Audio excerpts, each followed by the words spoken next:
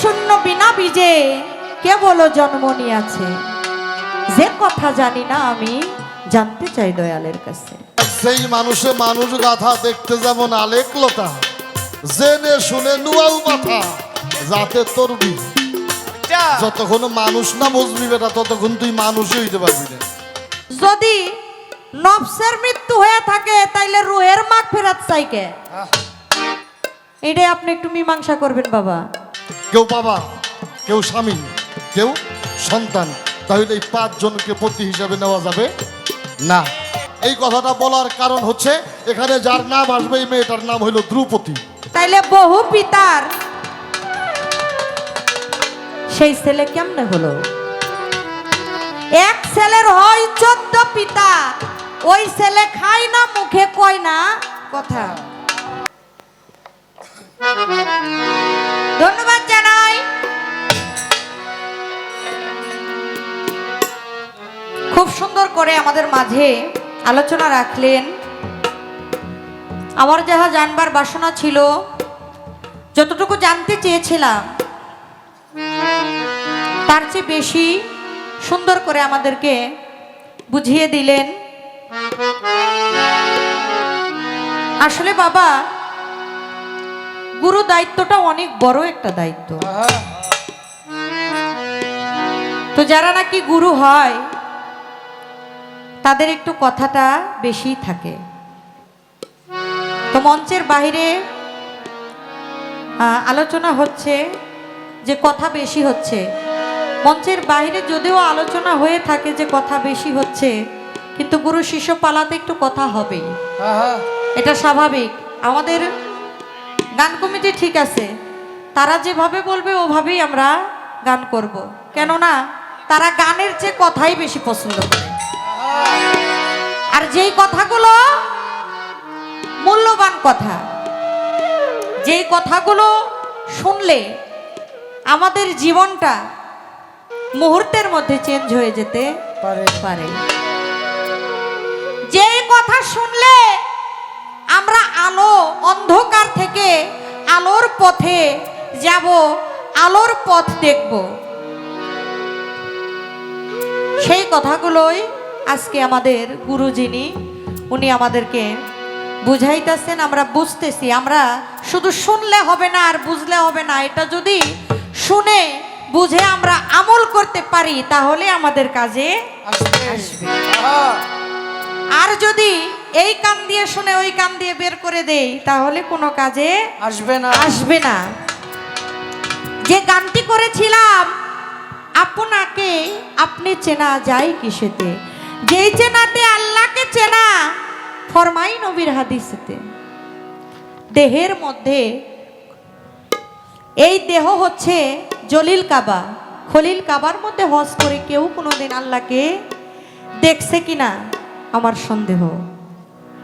কিন্তু এই মানব দেহের মধ্যে যে কাবা আছে, এই কাবায় হজ করে, এই কাবার দেহের ভিতরে এই কাবা ঘরে যে আসওয়াদ পাথর আছে, এটা চুম্বন করলে মানুষের জীবনের গুনাহ খাতা মাফ হয়ে যায়। তো আমরা এত বড় একটা কথা যদি গুরুর কাছ থেকে শুনে আমরা এটা আমল করতে পারি, তাহলে আমাদের লক্ষ লক্ষ টাকা খরচ করে সেই মক্কাতে যাওয়ার কোনো প্রয়োজন নাই। তো সেই বিষয় সম্পর্কে আমরা আলোচনা শুনলাম, অত্যন্ত চমৎকার। তো আমি যেহেতু প্রথমেই বাবা ডেকেছি, তো আমার ডাকটা ঠিক আছে। পরবর্তীতে এই ডাকের মধ্যেই একটা সম্পর্ক হয়ে গেছে, এবং তার আগে থেকেই সে সম্পর্ক একটা আত্মীয়তার সম্পর্কে উনি আমার মামাই হন। যে হয় গর্ভধারিণী মা তাকে বলা হয় শুধু মা, আর যে হয় মায়ের ভাই তাকে বলা হয় মামা। দুইবার তাকে মা ডাকা হয়, তাইলে মায়ের চেয়েও অনেক বড় কিছু, তাই না? তো আজকে মঞ্চে পেয়েছি, অনেক ভালো লাগছে। অনেক সুন্দর গান করেছেন, কথা বলেছেন, তো আমি ওনার অনেক প্রশংসা করেছি। আসলে যার গুণ আছে তার তো অবশ্যই প্রশংসা করা দরকার, তাই না? তো বললেন আমার মা আমার অনেক প্রশংসা করেছে, তো আমি এত প্রশংসার পাত্র নই। তো আমার মা আসলেই বড়, যার কারণে আমাকে সবার মাঝে বড় করেছে। আসলে বাবা কথা তো ওইটাই, দোষী খোঁজে দোষ আর গুণী খোঁজে গুণ, কথাই এইটাই। দেখবেন অনেক সময় শিল্পীরা একটা মঞ্চে পালা দিলে কাইজা করে, ঝগড়া করে। এই যে কাইজা ঝগড়ার বিষয়টা, এটা যে মানুষে এই গানগুলো শোনে, কথাগুলো শোনে, এটা কিন্তু মানুষ ভালো চোখে দেখে না।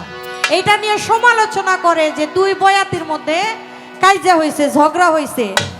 কথার কথা যেগুলো তথ্য কথা, সুফিবাদের কথা, হাদিসের কথা, কোরআনের কথা, দলিল সম্পর্কে কোনো কথাই নাই, অথচ দেখবেন খালি কাইজা। আর আমাকে ইউটিউবাররা লেখা থইয়া দিছে তুমুল ঝগড়া, তুমুল ঝগড়া, হ্যাঁ তুমুল ঝগড়া, তুমুল ঝড় তুফান। তো আসলে যেটা পালা গান, এই পালা গানের মধ্যে বাবা ঝগড়াঝাটি নাই। আর যেটা হয় পাল্লা, একজন আরেকজনের সাথে পাল্লা করে যে আমি জিতবো, আমারে জিততে হবে। ধরেন আমারে পালা দিছে হাসর কিয়ামত, এই পালার মধ্যে কোনো জিতাজিতি নাই। পালা দিছে নবদ বেলায়েত, যার কাছেই নবদ তার কাছেই বেলায়েত, এই পালার মধ্যে কোনো ঝগড়াঝাটি নাই। নাই। পালা দিছে গুরু শিষ্য, এই পালার মধ্যে কোনো ঝগড়াঝাটি বাবা নাই। নাই। আর আমরা কাইজা করা বয়াতিও না। যেই কথাগুলো শুনলে আমল হবে, কাজে আসবে, ওই সম্পর্কে দু একটি কথা হয়তো আমি গুরুর কাছে জানবো, আমি জানতে পারলে আপনারাও জানতে পারবে। তো বেশি কথা বাড়াবো না, একটি গান আমি রাখি, দেখি তারপরে কোন দিকে যাওয়া যায়। ধন্যবাদ সবাই।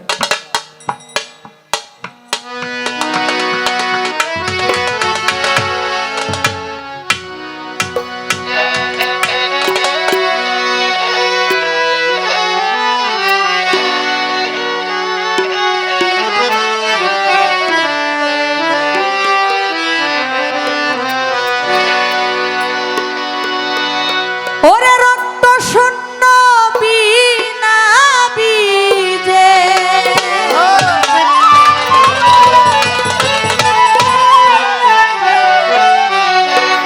আরে রক্ত শূন্য বিনা বীজে,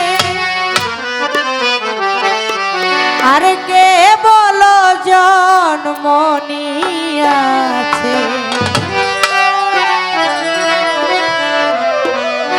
যে কথা জানি না আমি জানতে চাই দয়ালের কাছে, যে কথা জানি না আমি জানতে চাই দয়ালের কাছে। রক্ত শূন্য বিনা বীজে, রক্ত শূন্য বিনা বীজে, রক্ত শূন্য বিনা বীজে, কে বলো জন্ম নিয়াছে, যে কথা জানি না আমি জানতে চাই দয়ালের কাছে, যে কথা জানি না আমি।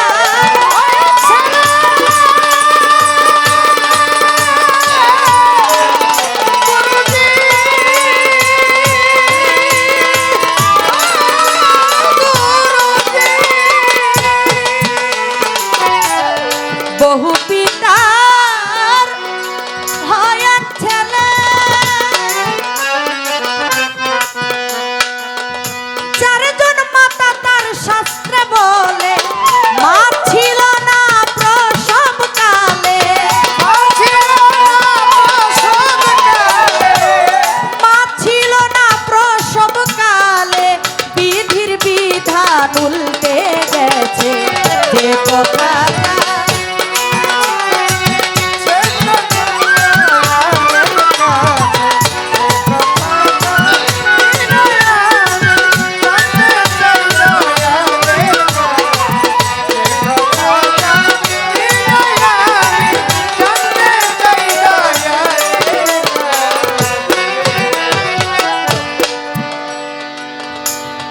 এক ছেলের হয় 14 পিতা,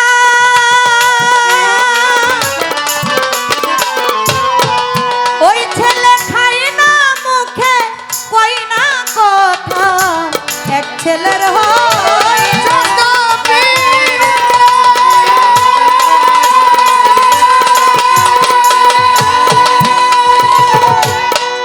ওই ছেলে খায় না মুখে কই না কথা। কে হলো তার জন্মদাতা,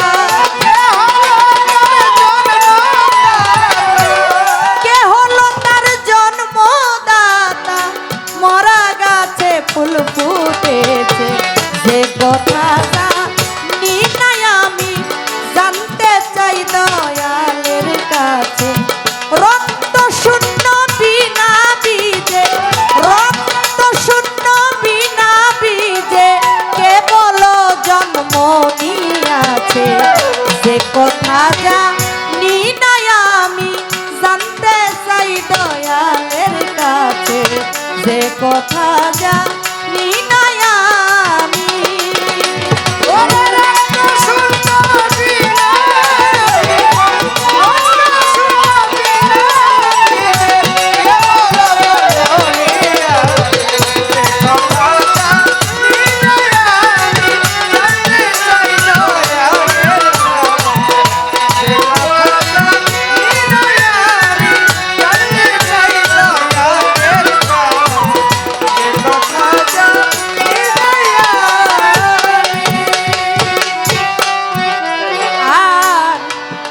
গর্ভে হয় এক যুবতী,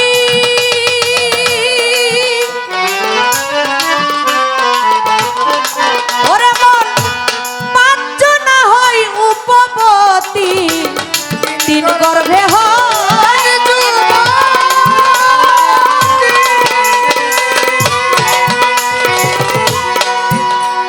ভবে পাঁচ না হয় উপবতী। সুশীলা কই তবুও সে সতী, সুশীলা কই তবুও সে সতী নারী।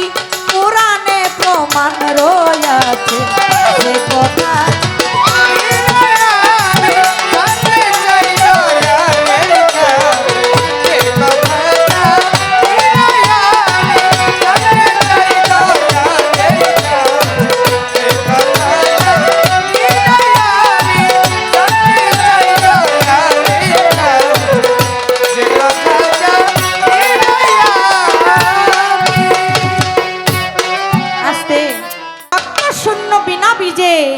কেবল জন্ম নিয়াছে যে কথা জানি না আমি জানতে চাই দয়ালের কাছে। আমরা যারা সাধারণ মানুষ, আমাদের শরীরে রক্ত আছে, মাংস আছে, হাড় আছে, সবকিছুই আছে। বাবার এক ফোঁটা পানি দ্বারা আমাদের জন্ম। এখানে বলা হয়েছে রক্ত শূন্য বিনা বীজে, মানে কোনোটাই ছাড়া একজন জন্ম নিছে। সেই ব্যক্তিকে রক্ত শূন্য বীর্য ছাড়া যদি মানুষ হয়, যদি একজন ব্যক্তি জন্ম নেয়, তাইলে তো এটা সাধারণ কেউ না। সে কে? তারপরে বলছে বহু পিতার হয় এক ছেলে, চারজন মাতা তার শাস্ত্রে বলে। মা ছিল না প্রসবকালে, বিধির বিধান উল্টে গেছে। বহু পিতার একের উপরে হয় বহু। এক বচন বহু বচন, বহু পিতার হয় এক ছেলে, চারজন মাতা তার, মানে চারজন মা শাস্ত্রে বলা হয়েছে। মা ছিল না প্রসবকালে, একজন পিতার তো একজন সন্তানের তো একজনই একটাই বাবা থাকে, তাই না? তাইলে বহু পিতার সেই ছেলে কেমনে হলো? এক ছেলের হয় 14 পিতা, ওই ছেলে খায় না মুখে কয় না কথা। এক ছেলের তো বাবা 14 পিতা হয় না, একজনের বীজে একটি ছেলেই বাবা জন্ম হয়। তাহলে এক ছেলের হয় 14 পিতা, তাইলে সেই ছেলের পিতাটা কি? তারপরে বলা হয়েছে 3 গর্ভে হয় এক যুবতী, 5 জনা তার উপবতী। সুশীলা কয় সেই নারী তবু সতী। পুরাণের মধ্যে প্রমাণ আসছে 5 জন উপবতী থাকার পরেও একজন নারী সতী হয় কিভাবে? এই অজানা কথাগুলো আমরা আজকে আমার বাজানের কাছে জানবো। আশা করি আমাদেরকে সুন্দরভাবে এর মীমাংসা করে দিবে।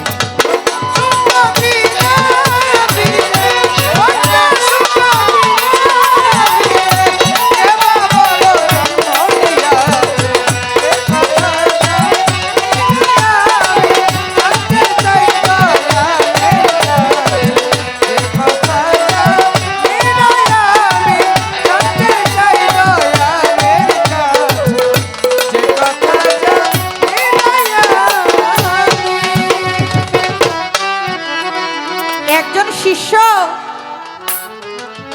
দয়ালের কাছে মুরিদ হয় 4টি কারণে। যে 4টি কারণ হইল আমার যেন কোনো জরাবেদি মৃত্যু না হয়। মানারাফা নাফসাও ফাঁকা দারাফা রাব্বাহ, নিজকে নিজে চেনার জন্য আমার গুরুর কাছে যাইতে হয়। আমার এই রুহটা যেন ইনসানের কামেলে পৌঁছাইতে পারে, যার কারণে গুরুর কাছে আমার যাওয়া দরকার। এই দেহের গুরুত্বপূর্ণ বস্তু যিনি রক্ষা করতে পারেন তিনিই তো গুরু। তাই বলে তিনি গর্ভে হয় এক যুবতী, 5 জনা তার উপবতী। তিনি গর্ভে হয়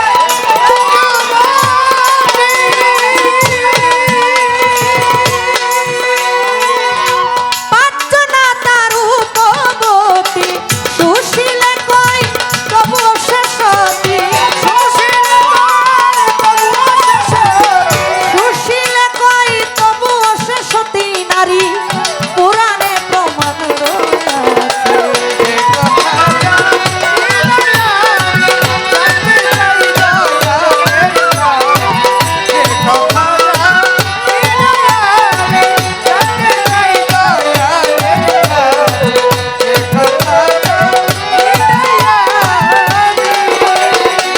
রক্ত শূন্য বিনা বীজে, রক্ত শূন্য বিনা বীজে কেবল জন্ম নিয়েছে। যে কথা জানি না আমি জানতে চাই দয়ালের কাছে, যে কথা জানি না আমি জানতে চাই দয়ালের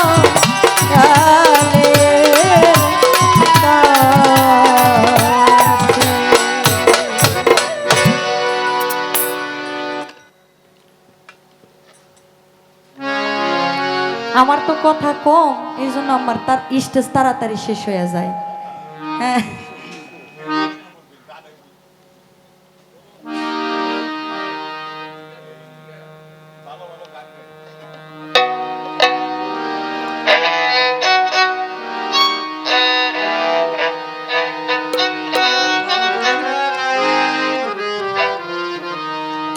আমি হ্যাঁ আপনি বলছেন মৌখিকভাবে জানার জন্য। আমি একটি বিষয় নিয়ে খুবই চিন্তিত।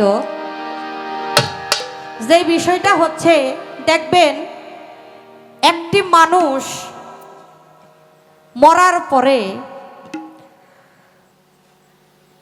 সবাই বলে যে অমুক ব্যক্তির রুহের মাগফিরাত কামনা করি, বলে না? আচ্ছা, আপনাদের কাছে আমার প্রশ্ন, নফসের মৃত্যু হয় না রুহের মৃত্যু হয়? হ্যাঁ, যদি নফসের মৃত্যু হয়ে থাকে তাইলে রুহের মাগফিরাত চাই কেমনে? হ্যাঁ, যদি নফসের মৃত্যু হয়ে থাকে তাইলে রুহের মাগফিরাত চাই কে? এটাই আপনি একটু মীমাংসা করবেন বাবা। তাইলে তো বলা দরকার যে নফসের মাগফিরাত কামনা করি, তাহলে এটা না কয়া রুহের যে তো মৃত্যু নাই, তাইলে কয় কে যে রুহের মাগফিরাত কামনা করি? এই বিষয়টা আমি খুবই চিন্তিত এটা নিয়ে। এটা একটু মীমাংসা করলে ভালো হতো। ধন্যবাদ। আমরা সন্ধ্যায় যার সাথে বসে চা খাই, সকালবেলা তারে মাটি দেয়। আমাদের জীবনে এমন ঘটে না বাবা? ঘটে। আমরা এতগুলি মানুষ এখানে আসছি আমার টিপু সাহ বাবার নাম স্মরণে। হা হা হা। মহান মালিক দয়া করে প্রত্যেকটা মানুষের ভালো রাখতে, সুস্থ রাখতে। আমরা কি মহান মালিকের শুকরিয়া আদায় করতে পারি না? একটু জোরে সোরে পবিত্র জবানে সবাই বলবো আলহামদুলিল্লাহ। আলহামদুলিল্লাহ। পালা গুরু শিষ্য প্রথম মঞ্চে, সেটা স্বাধীনতার মঞ্চ ছিল, এই জন্য যদিও জবাব করলাম, পালার কথাটাই বলি নাই। এটা পালার মঞ্চ। তো অত্যন্ত ভালো গান কথার মধ্য দিয়ে অনেকটা সময় আমাদের মাঝে ওটা আমাদের বিজলি সরকার ছিলেন। এর মধ্যে একটা কথা আসছে, কথাটা হচ্ছে প্রশ্নগুলি যদি মুখে হয় আর গানগুলি যদি গানের মতো হয়, তাহলে ওই গানের একটা সিস্টেম আলাদা হয়। এটা কিন্তু আমাদের পূর্ববর্তী মহাজন যারা, তাদের বেলায় ছিল। লালন শাহ, দুদ্দু শাহ, হিরু শাহ, পান্দু শাহ, গোসাইয়ার উদ্দি, বলাই শাহ, কানাই শাহ, মনমদন মোহন শাহ, এই যে মহাজনগুলো, রাধা বল্লভ, রামপ্রসাদ, হাওড়ে গোসাই, এই ভারী ভারী মহাজন যারা, এদের গান যদি আমরা করি, একের অধিক প্রশ্ন পাওয়া কষ্ট হয়ে যাবে গানের মধ্যে। আর আমাদের এই হাল সনের কিছু লেখক আছে যারা এই 14-15 জন মহাজনের কথা এক জায়গায় কইরে খালি শেষে নিজের নাম বহাই দিছে আমি অমুক সরকার। এই যে এদের ক্ষেত্রে এসে আমার মায়ের কিন্তু দোষ নাই। এটা একটা সুবিধা হয়ে গেছে যারা শিষ্যের পালা করে। একটা গানে যদি 5টা-6টা প্রশ্ন করা যায়, আর তো নিজের অতটা কষ্ট করা লাগে না। সেদিক থেকে একটু সুবিধাও আছে না? যদিও থাকে, কিন্তু ভারী মহাজনের গান দিয়ে পালার যেই মজাটা, বর্তমান মহাজনদের গান দিয়ে ওই পালার মজাটা আর হয় না। এই জন্যই পালা গানটাও আর আগের মতো মানুষ ওরকম নিতে চায় নাই। দেখেন আমরা পালা গান শুরু করছি, গান করতে আছে, এর মধ্যে একজন কইতেছে একটা পালা গান, একটা বিচ্ছেদ গান। আরে মিয়া, বিচ্ছেদ বলতে আপনি বোঝেন কি? বিচ্ছেদ কারে কয়? আপনি খালি বইসে বইসে ভাবেন আল্লাহ আমারে পাঠাইছিল কে, আমি কি তা করা পারলাম? আর না করে যদি শূন্য হাতে যাই, আমি কি নিয়ে তোমার সামনে দাঁড়াবো? আমার উপায়টা হবে কি? আপনার কারো দুঃখের কথা হইলে কান্দা লাগবো না। আপনার কান্দা কিটা কানবে নে? নিজে যখন ভবরোগী, নিজেই যখন ভবরোগী হয়ে গেছি, এই রোগের সমাধান হয় নাই, করতে পারে না এই পৃথিবী। আর এই রোগ শোক জরাজীর্ণ দেহটা নিয়েই যদি আল্লাহর কাছে যাই, আল্লাহ আমারে যখন পাঠাইছিল তখন কি আমার এত কিছু দিয়ে পাঠাইছিল? যা আমারে দিয়ে পাঠাই নাই, এত জড়া ব্যাধি, তা নিয়ে যখন মালিকের কাছে যাইতে হবে, কি জবাবটা দেব? খালি বইসা বইসা এই চিন্তাটা করেন, বিচ্ছেদ লাগবে না।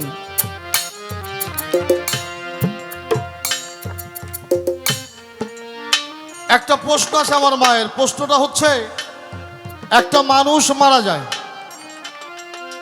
একটা মানুষ মারা যায়, আবার কোন কোন মানুষ উফাত বরণ করে। ব্যাক মানুষ কিন্তু মরে না রে বাবা, কিছু কিছু বিষয় আছে, সব মানুষ মরে না। কিছু কিছু মানুষ মারা যায় আর কিছু কিছু মানুষ হলো উফাত বরণ করে। যারা মারা গেছে ওরা একবারে গেছে।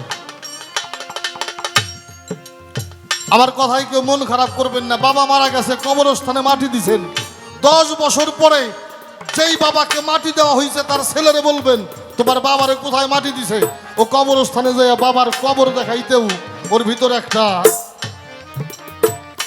আনকমফোর্টেবলতা কাজ করবে, কারণ ও শিওর করে বলতে পারবে না এই জায়গায়। ও জিজ্ঞাসা করবে আমাকে করিম কাহারে যেন কনে থুইছে, আর একজন কবে জানেই তো থুইছে, তাহলে আমাকে বাবার এনেই থুইছি। ও মারা গেছে এই জন্য ওর খোঁজ কেউ নেয় নাই।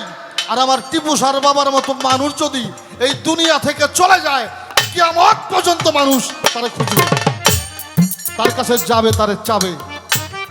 আর যদি কারো কপাল ভালো হয় সে তারে পাইলেও পাইতে পারে। এই জন্যই বলছি ব্যাক মানুষ মরে না, কিছু মানুষ মরে আর কিছু মানুষ উফাত বরণ করার। আমাকে জালাল সরকার লিখছে এটা গানের মধ্যে, আল্লাহর হলির মরণ হয় না, মইরা থাকলাই অমর হয়। আল্লাহর হলির মরণ হয় না, মইরা থাকলাই অমর হয় না। জ্বলছে জ্বলছে জ্বলবে বাতি অলিদের দরগায়, ওই জায়গা জ্বলছে জ্বলছে জ্বলবে বাতি আল্লাহর অলিদের দরগায়। ওরে আল্লাহর ওলের মরণ হয় না, বরণ কইরা অমর হয়। ওরে আল্লাহর ওলের মরণ হয় না, বরণ কইরা অমর হয়। জ্বলছে জ্বলবে বাতি পাগলের রওনায়, জ্বলছে জ্বলছে জ্বলবে বাতি অলিদের রওনায়। ওরে আমার পাগল যদি পাগল যদি মইরাই যাই তো দরবারে এত মানুষ কেন যাইতো রে। ওই আমার পাগল যদি কইরা যাইতো দরবারে, এত মানুষ ওই আল্লাহর অলি যদি মইরাই যাই তো এত মানুষ কেন আইতো রে। ওই পাগল জানে আল্লাহ জানে, পাগল জানে আল্লাহ জানে কি খেলা তুই খেলা। জ্বলছে জ্বলছে জ্বলবে বাতি আল্লাহর ওলি যারা তাদের রোজায়। দরগায়। এটা আমি বলিনি, স্বয়ং আল্লাহ বলেছে। খবরদার খবরদার, আমার ওলি যারা তাদেরকে তোমরা মৃত ভাবিও না। এখন মোর সেই যে আমার লাহান কিছু মানুষ, আমার লাহান কিছু মানুষ মরছে, রুহ হইল আল্লাহর হুকুম। মাফ করবেন, রুহুটা হইল আল্লাহর হুকুম। আল্লাহর হুকুমে রুহুটা এই দেহের মধ্যে আসছিল, কিন্তু রুহু যা চাইল নফসতা করে নাই।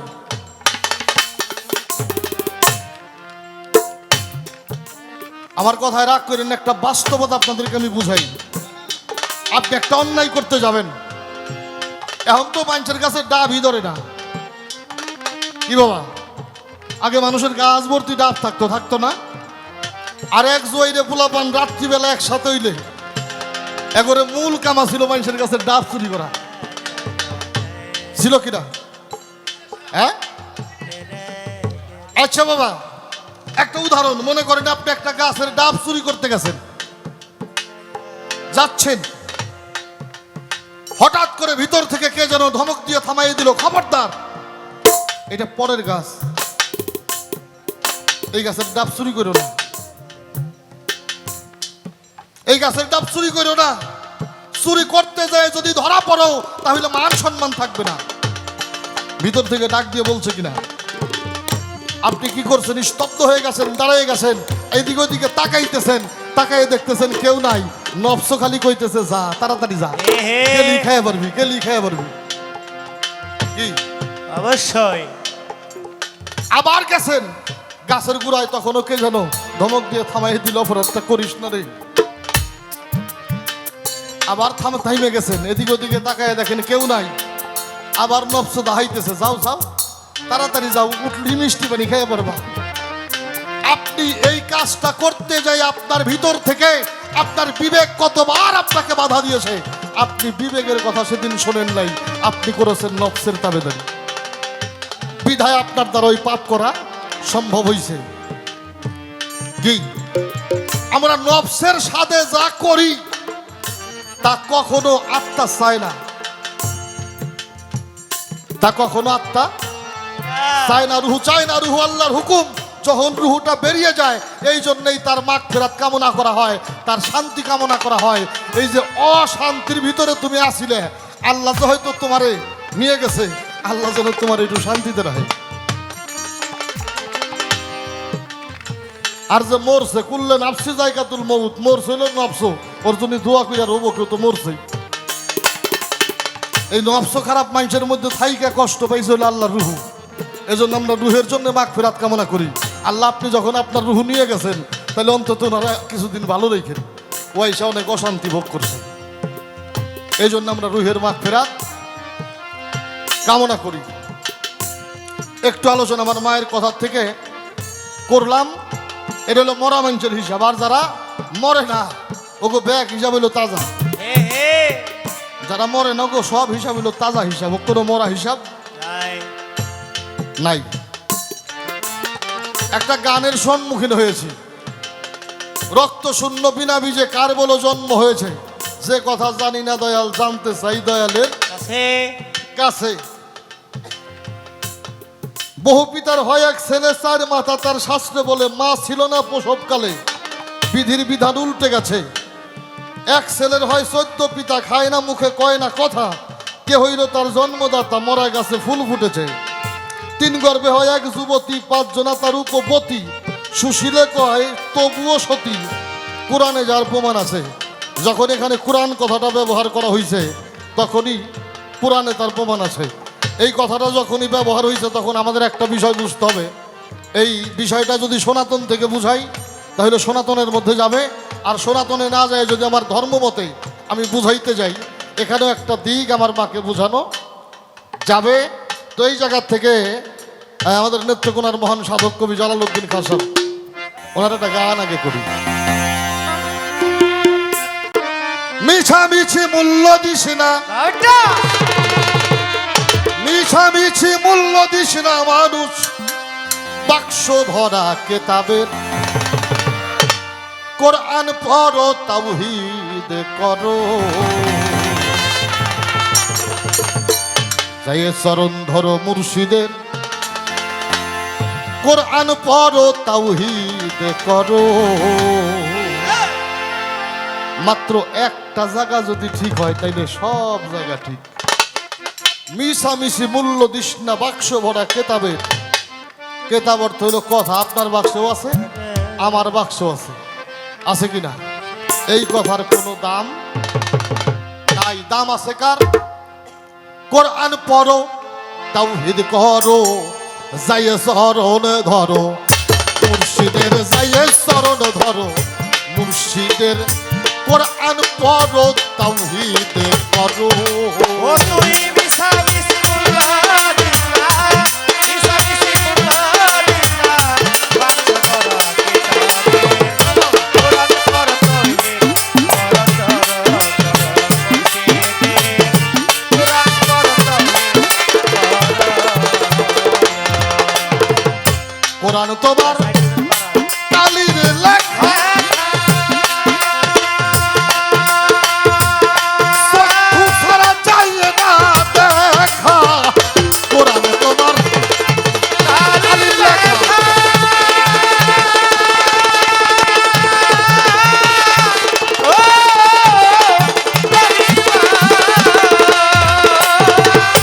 চক্ষু ছাড়া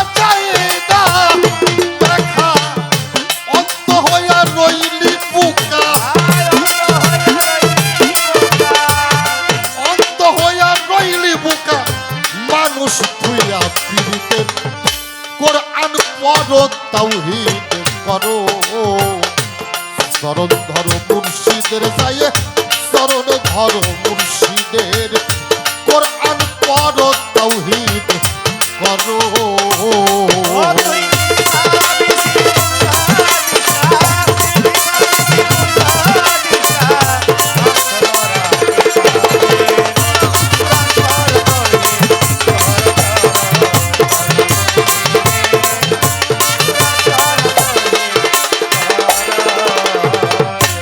নামের লিঙ্গ প্রেমের সুদি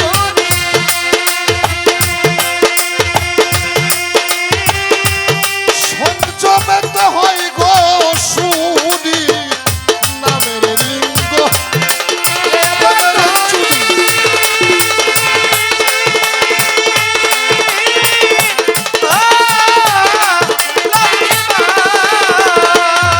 ওই দেখ সঞ্চমেতে হয় গো সুদি গায়েবে এলবেলা ধুনি গায়েবে এলবেলা ধুনি দস্তে দৌলত রহমতের কোরআন পড়ো তাওহীদ করো চরণ ধরো মুর্শিদের যায় চরণ ধরো মুর্শিদের কোরআন পড়ো তাওহীদ করো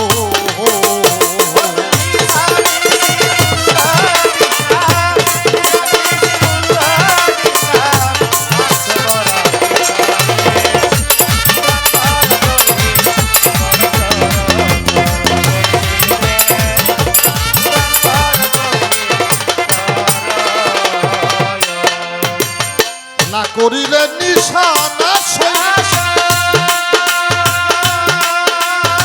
বলে কুলি তুমি করি বেগই না হইলে নিশানা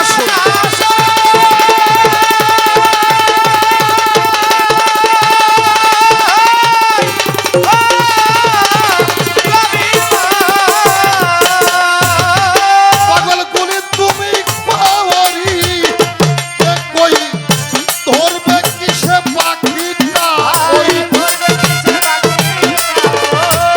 ধরবে কিসে পাখিটা ওই বারুদ নষ্ট বন্দুকের কোরআন পড়ো তাওহীদ করো ও মোর আল্লাহ রে তুই বিনে দরদি বান্দা কে আছে মোর আল্লাহ রে তুই বিনে দরদি বান্দা কে আছে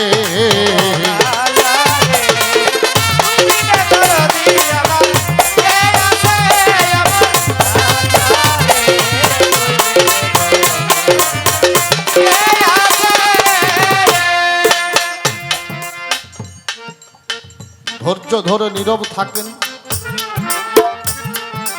যত সাধু মহাজন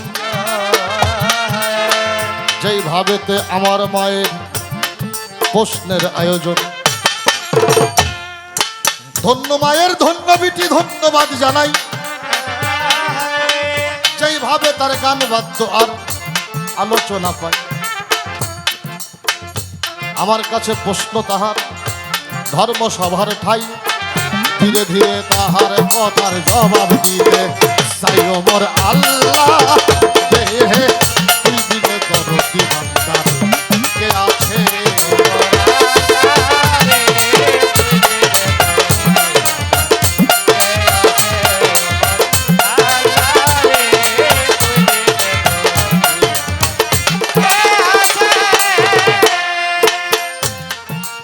পবিত্র কোরআন শরীফ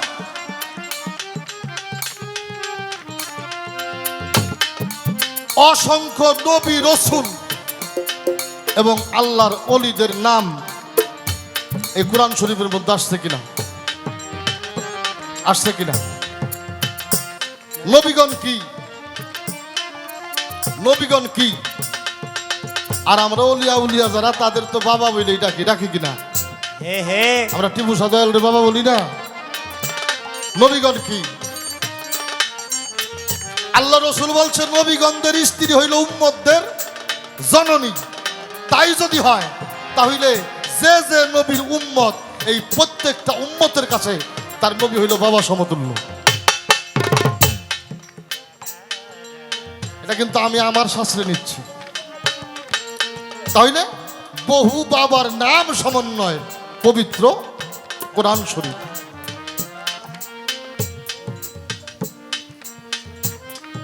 রক্ত শূন্য বিনা বীজে, আল্লাহ বলছে কিতাব আল্লাহি নূর। এটার মধ্যে রক্ত নাই, এটার মধ্যে বীজও নাই। কোরআন কি রজার বীজ হইছে? এই কোরআন কি? এই কোরআন হইল মানব মুক্তির সংবিধান। এই কোরআনটাই হচ্ছে মানব মুক্তির সংবিধান।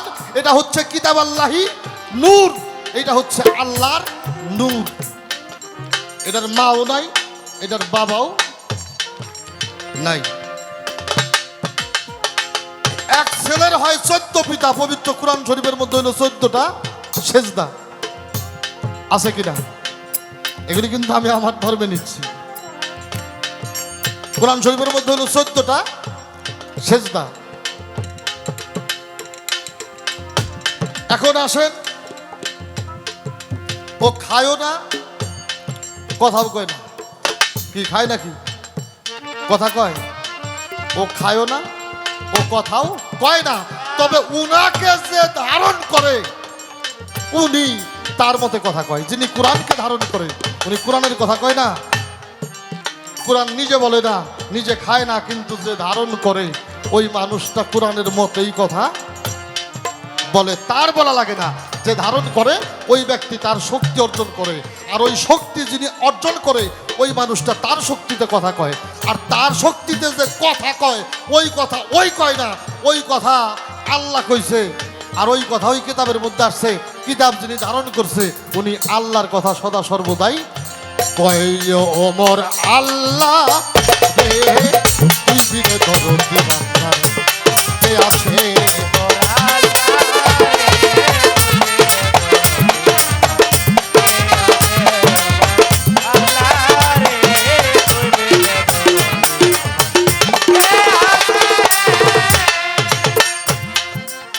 গর্ভে হয় এক যুবতী, 3 গর্ভে হয় এক যুবতী, 5 জনা তার উপপতি।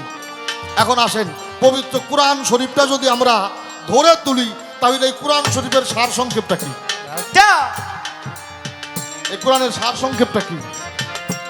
ইবনে আব্বাস ডাক দিয়ে হযরত আলীর কাছে কয়, সারা কোরআনের তাফসীর করো, আমরা শুনতে চাই। সূরা ফাতিহা পড়তে হযরত আলী সারা রাত তো যায়। বাবা, সূরা ফাতিহা কি? শুধু সারা কোরআনের সারাংশ না, এই সূরা ফাতিহা হইল কোরআনের জননী। ইবনে আব্বাস কয়, সূরা ফাতিহা পড়তেই যদি সারা রাত তো যায়, সারা কোরআন কবে শোনাইবেন একটু জানতে চাই। হযরত আলী কয়, ইবনে আব্বাস কি জানে না সারা কোরআনের সার অংশ সূরা ফাতিহার ভিতরে? ইবনে আব্বাস কয়, সূরা ফাতিহার সার অংশ কোথা একটু বইলা দেন আমার। আলী কয়, বিসমিল্লাহর ভিতর। আলী কয়, বিসমিল্লাহর ভিতর তোমরা পাইবা সারা কোরআনের খবর। আলী কয়, বিসমিল্লাহর ভিতর।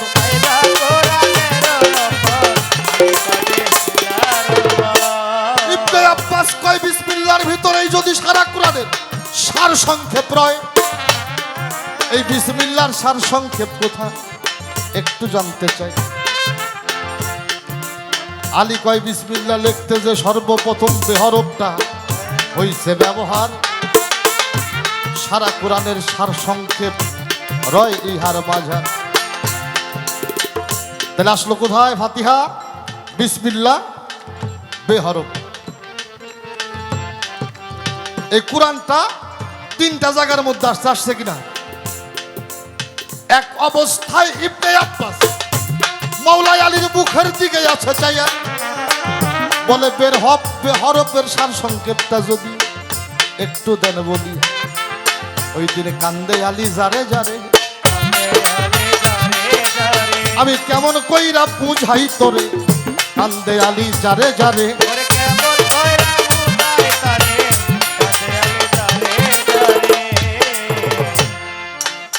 অলিপে হরফের সার সংক্ষেপ কথা আলী চিৎকার দিয়ে বলছিল তুমি নিচে নুত্তা দেখো নাই জিজ্ঞাসা করছিল এই নুত্তা কি আলী চিৎকার দিয়ে বলছিল আন আনুত্তা তুলো তাহা তালবা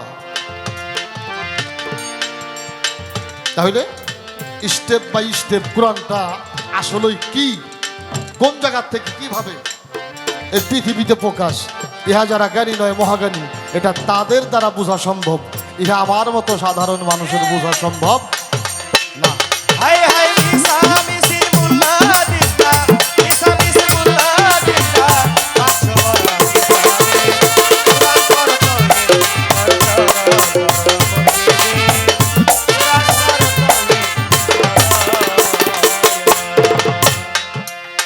একটা মেয়ের 5টা স্বামী তারপরেও সে 4 যুগে সতী এই কথাটা সনাতন ব্যতীত এটা আমি আমার ধর্মে নিতে পারছি না কেন পাক পাঞ্জাতনের মধ্যে যারা আছে পাক পাঞ্জাতনের মধ্যে যারা আছে দরবেজি লালন ফকিরের একটা গান আছে না খারাপ লাগতেছে বাবারা দরবেজি লালন ফকিরের একটা গান আছে মায়ের কুদরো তেরে ভেদাবিনা জানি মায়ের কুদরো তেরে ভেদাবিনা জানি রে আমার মা হইল কুদরতে কামিনী রে মা হইল কুদরতে কামিনী ওরে মায়ের উম্মতের মেলাবে যাবে হাই হাই উম্মতের মেলাবে আমি আমার মা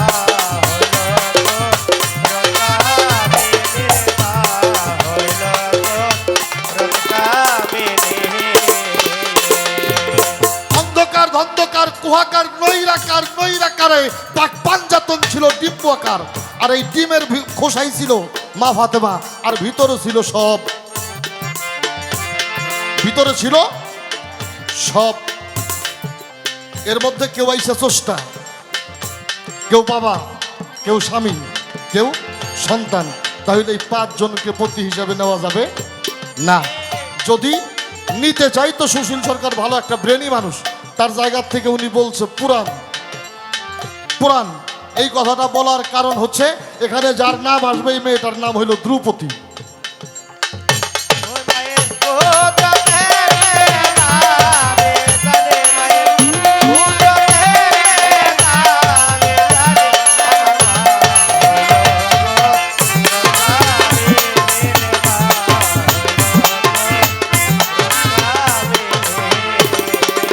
সনাতন ধর্ম পঞ্চ পাণ্ডব 5 ভাই গিয়েছিল শিকারে পেয়েছিল একটা মেয়ে মানুষ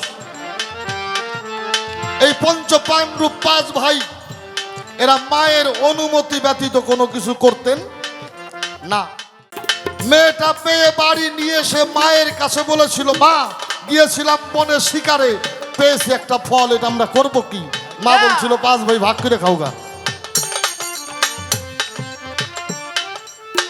মা বলছিল 5 ভাই ভাগ করে খাওগা এই পঞ্চ পাণ্ডব 5 ভাই তারা এই এক দ্রৌপদীকে বিয়ে করেছিলেন আর এখানে কোনো পাপ হয় নাই উনি সতী রয়েছে একটা কারণে এই কারণটা হইল ওনারা 5 ভাই ইচ্ছাগতভাবে এই কাজটা করে নাই তারা করেছে মায়ের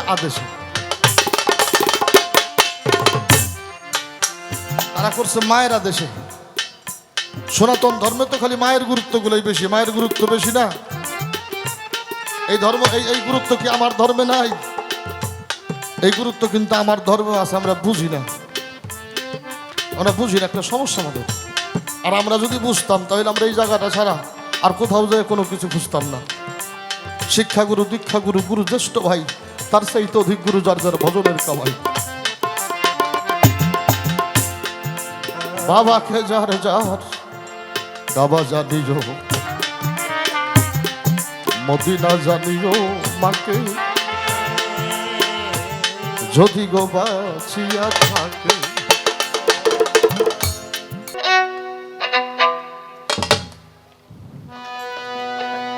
তবে যার রাত্র প্রায় 2টা বেজে গেছে।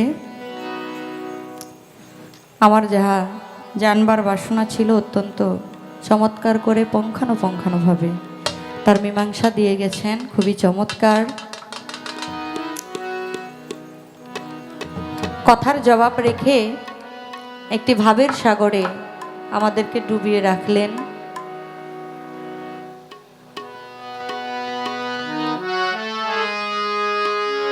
তো মূলত পক্ষে যারা গুরু হয় তাদের স্বভাব, তাদের আচার আচরণ, তাদের নুরানি চেহারাটা দেখলেই এই হৃদয়টা শান্ত হয়ে যায়।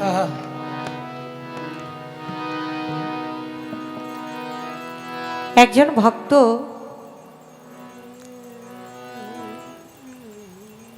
তার গুরুর কাছে চাওয়া পাওয়ার কিছুই থাকে না। যখন একজন শিষ্য ভক্ত হয়ে যায়, আমি ভক্ত হইতে পারি নাই,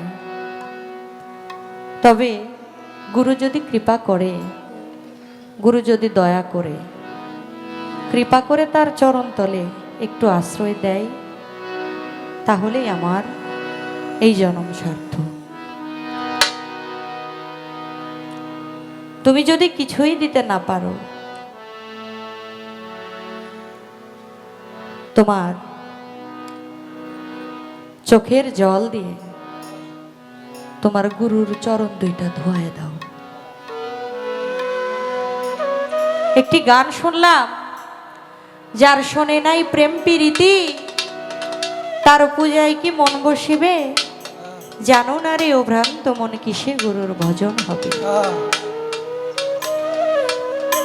যাহার বদন দেখা মাত্র মনে জাগে আনন্দ, তার এই বুকে জড়িয়ে ভাবো সেই তো স্বয়ং গোবিন্দ। দিয়ে প্রতি অঙ্গে প্রতি অঙ্গ করিও গোবিন্দের সঙ্গ, উথালিবে প্রেম তরঙ্গ, তোমার এই পাপিত প্রাণ শীতল হবে। প্রেম সোহাগে কাছে নিও প্রিয় কিংবা প্রিয়জন, প্রাণ বলল গোবিন্দ জ্ঞানে দিও তারে আলিঙ্গন। তোমার মুখে যাহা মিঠা লাগে সপে দিও গুরুর ভোগে, পরাণ কান্দে যাহার লেগে তার জন্য যে মন দিওয়ানা। সবার চাইতে গোপন পীড়িত, গোপনে আদান প্রদান, তাহার প্রতি পূজা দিতে লাগে না রে কোনো ভেদ বিধান। পঞ্চরস একাত্রে গড়া এই মানব হারিতে ভরা, রাধা বল্লভে কই পেল যারা, ভাবের মরা মরছে ভবে। সবার চাইতে গোপন পীড়িত, যার শোনে আদান প্রদান, তাহার প্রতি পূজা দিতে লাগে না রে ভেদ বিধান। পঞ্চরসের কথা আমরা শুনতে পেলাম।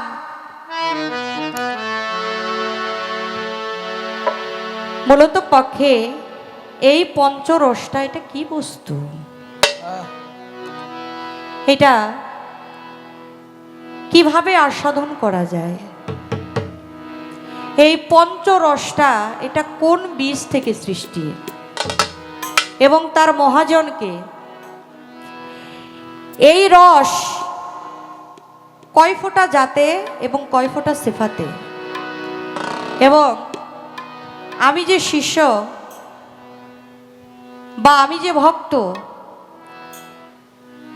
একজন ভক্তের সাধন জগতে কয় ফোঁটা রস প্রয়োজন।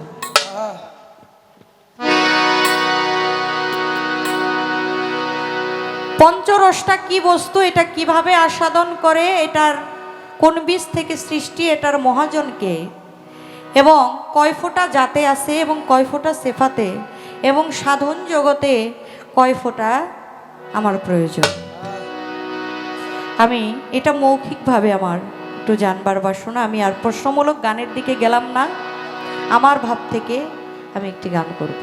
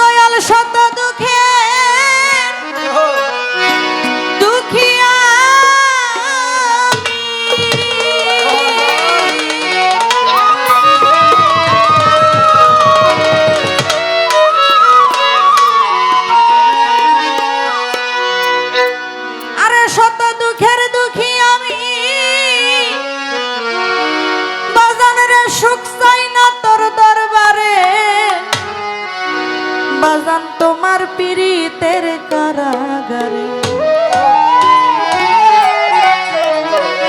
দরদি আমারে নি রাখবে গো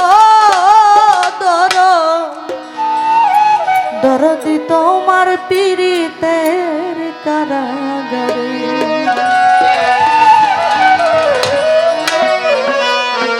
শত দুঃখের দুঃখীর দয়া শত দুঃখের দুঃখীর দয়া শত দুঃখের দুঃখী দয়াল সুখ চাই না তোর দরবারে দরদি তোর পীড়িতের কারাগারে আমারে নি রাখবে গো বাজান তোমার পীড়িতের কারাগারে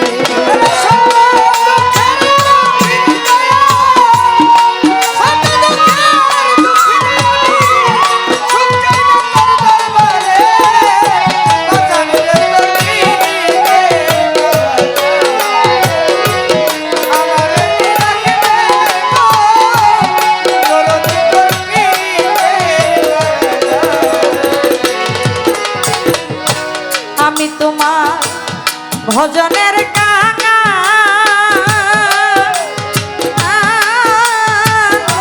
তোমার চরণ পাশেই মরে রেখো চিরকাল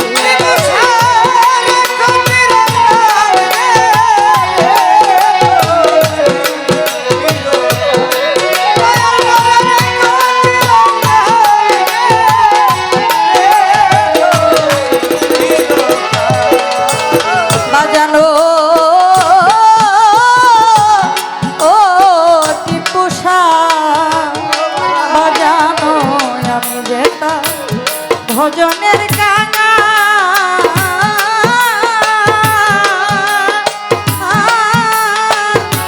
তোমার চরণ পাশে মরে রেখো চিরকাল ওরে বাজান এই মিনতি করি রে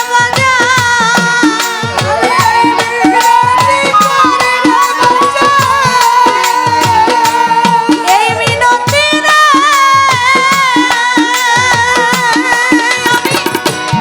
এই মিনতি করি বাজান একবার দেখা দাও মোরে দরদি তোর পীড়িতের কারাগারে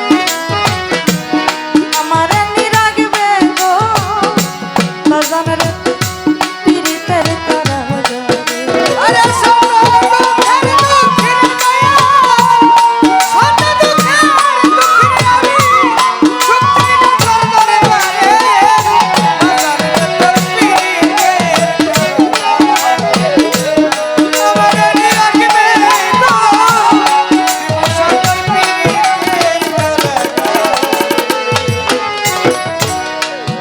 বাজানো আমি তোমার পীড়িতের পুরা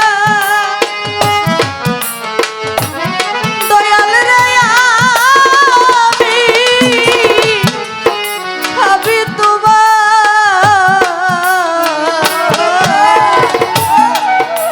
আমি তোমার পীড়িতের পুরা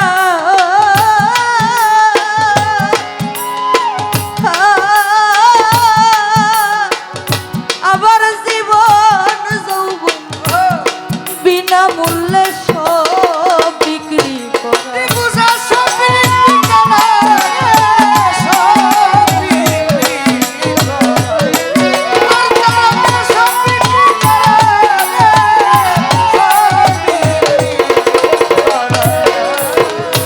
দরদি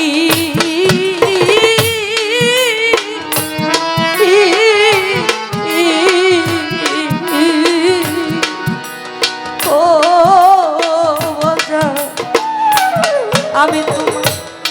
আমি তোমার বাজানো পীড়িতের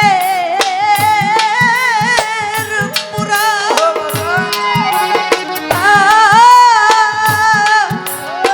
আমার জীবন যৌবন বিনামূল্যে সব বিক্রি আমার প্রাণ বাঁচে না তুমি ছাড়া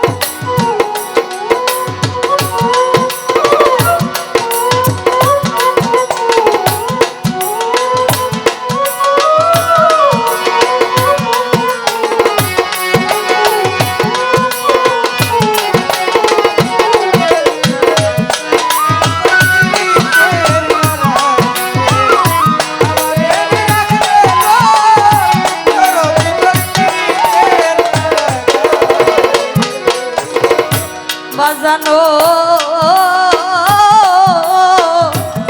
ও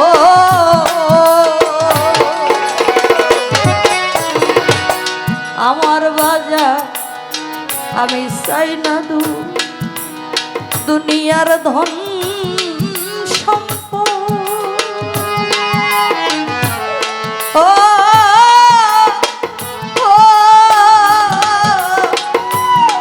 ওরে বাজার চাই না রে আমি চাই না রে দুনিয়ার ধন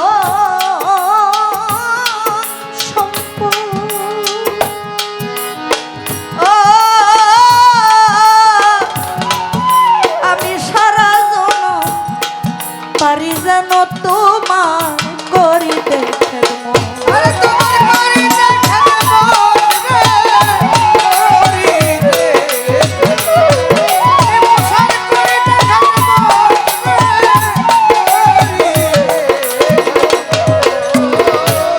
টিপুষা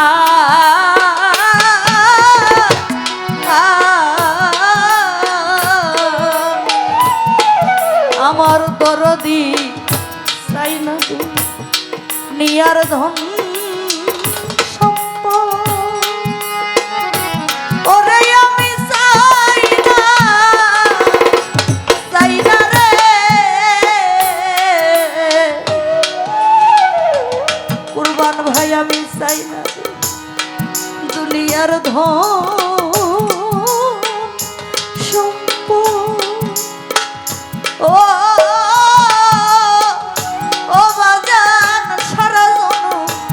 পারি যেন করিতে সরকার সুশীলের নয়ার কোন এইভাবে সুশীলের নয়ার কোন শব্দ গোলামি ছেড়ে দরদি তোর পীড়িতের কারা আমারে নিরাগবে গো বাজান রে তোর পীড়িতের কারা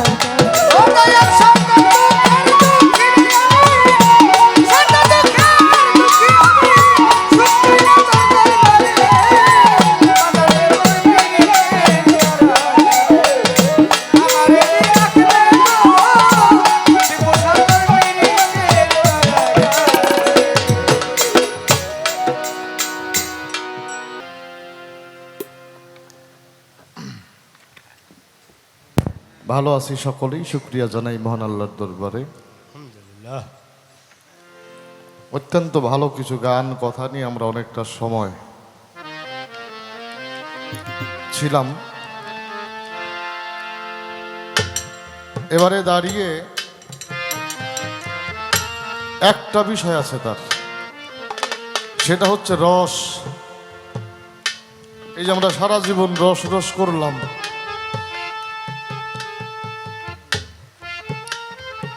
এই রস সম্বন্ধে তার বোঝা দরকার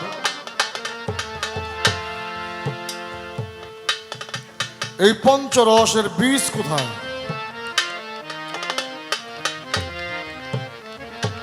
পঞ্চরস কি মহাজন কারা কোন রস জাতে কোন রস সেভাতে রস মূলত কয় ফোঁটা মানে প্রত্যেকটা কথা তার একটা জায়গার মধ্যেই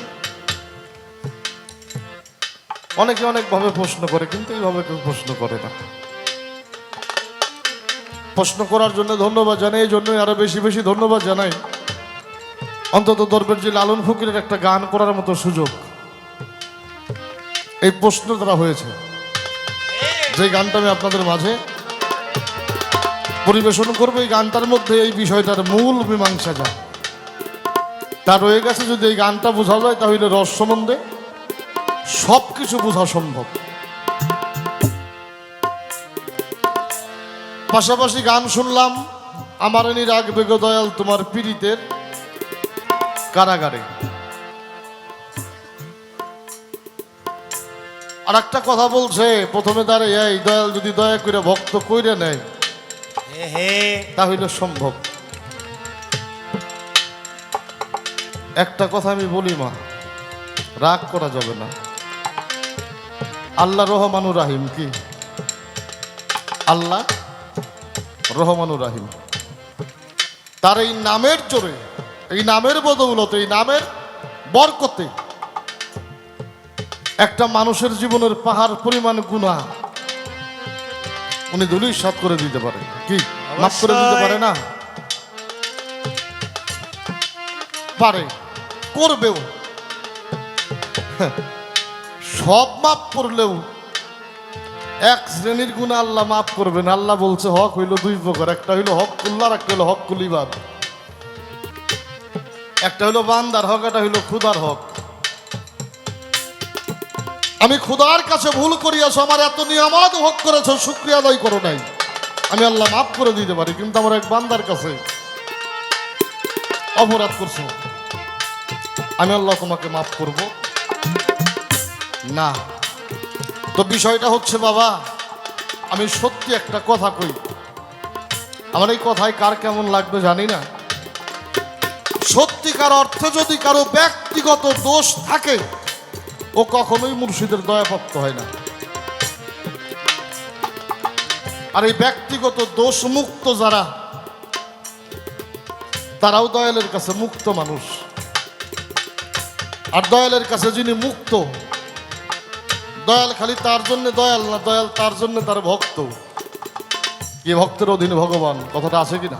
হে হে, এজন্য ব্যক্তিগত দোষ থাকা যাবে না।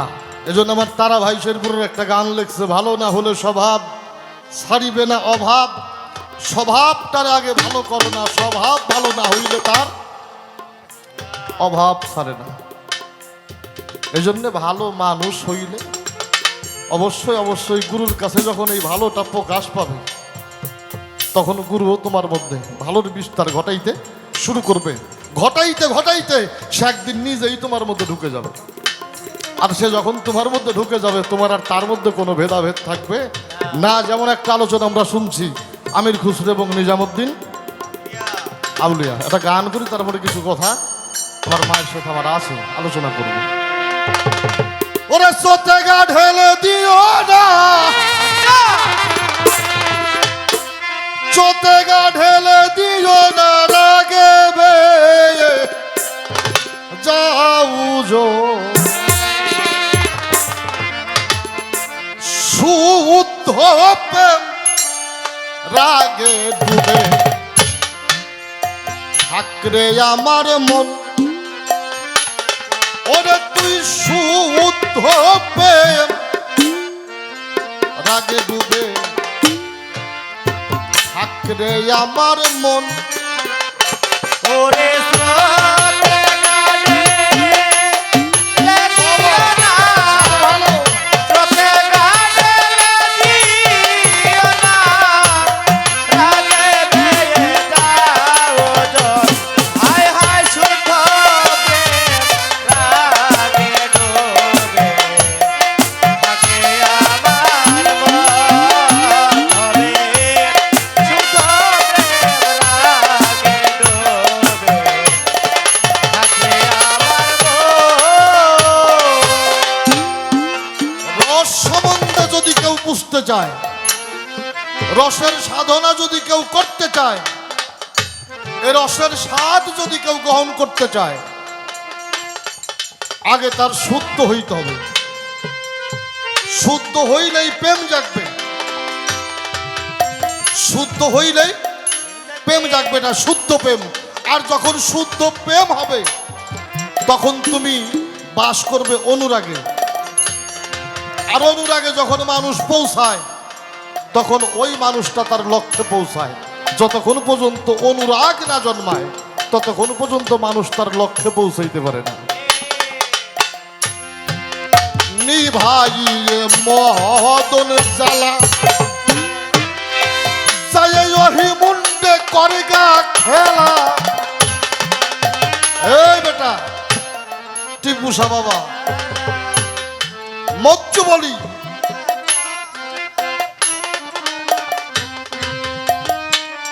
আল্লাহ রসুল বলেছে, আমি আমার জীবনে ছোট ছোট কয়টা যুদ্ধ শেষ করে গেলাম, বড় বড় যুদ্ধ আমার উম্মতের জন্য রেখে গেলাম। আর এই যুদ্ধটা হইল যার যার নফসের সাথে।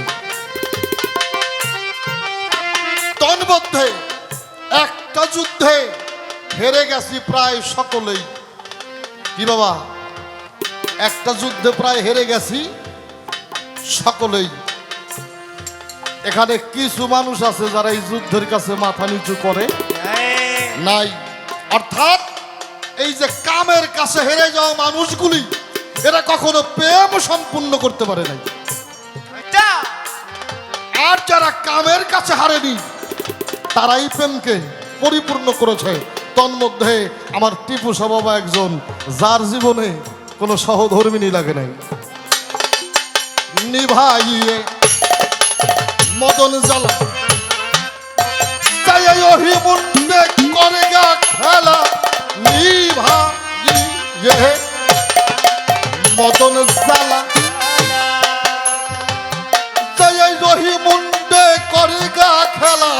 ওই ধাক ওই নিহার ঊর্ধ্ব তালা।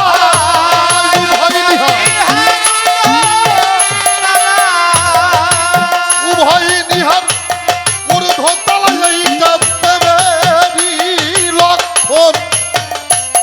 ওরে শুদ্ধ প্রেম রাগে ডুবে থাকলে আমার মন। ওরে তুই শুদ্ধ প্রেম রাগে ডুবে থাকলে আমার মন।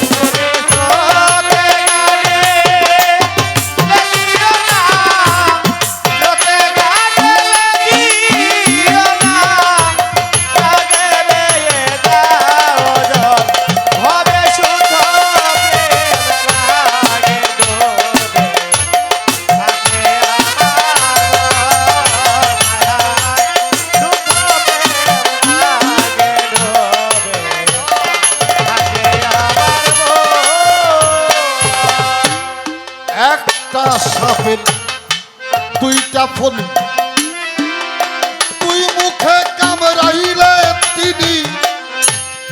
দুনিয়াও চাও, খোদাও চাও, ঘরও চাও, ঈশ্বরও চাও না, এটা হতে পারে না। কি যদি খাও তালি খাও, আর যদি না খাও খালি আতাও। দুইটা একবারে করবার যাও না। একটা সাপের দুইটা ফলি,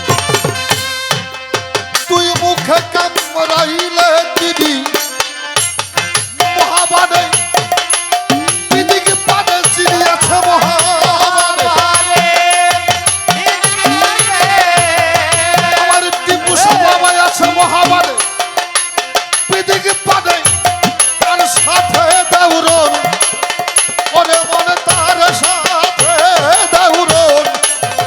ওরে তুই শুদ্ধ প্রেম রাগে ডুবে থাকলে আমার মন।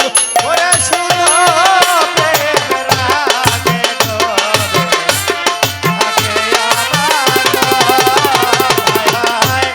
শুদ্ধ প্রেম রাগে ডোবে থাকে আমার মন। মাসেন যখন রাগ জন্মাবে মহারসেরই ইদি কহমলে। আপনি বললেন না রসের ভীষণ কোথায়? তারে প্রেমে সিঙ্গারে নৌকা তুলে। কি 5 প্রকার কাম, তন্মধ্যে একটি হলো নিষ্কাম। 4 প্রকার কামকে যিনি নিজের অধীন করতে পারছে উনি হইল নিষ্কামী। আর যিনি নিষ্কামী মূলত উনি বৈষ্ণব। উনি বৈষ্ণব। কামকে যারা নিষ্কাম করতে পারলো ওই মানুষটাই সেই প্রেম অর্জন করেছে, যেই প্রেম অর্জন হইলে রস বোঝা যায়, রস আহরণ করা যায়, রসের স্বাদ গ্রহণ করা যায়। তাই তো আমি বলিনি, লালন ফকির বলেছে মহারস হৃদ কমলে। তার প্রেমে সিঙ্গারে নৌকা তুলে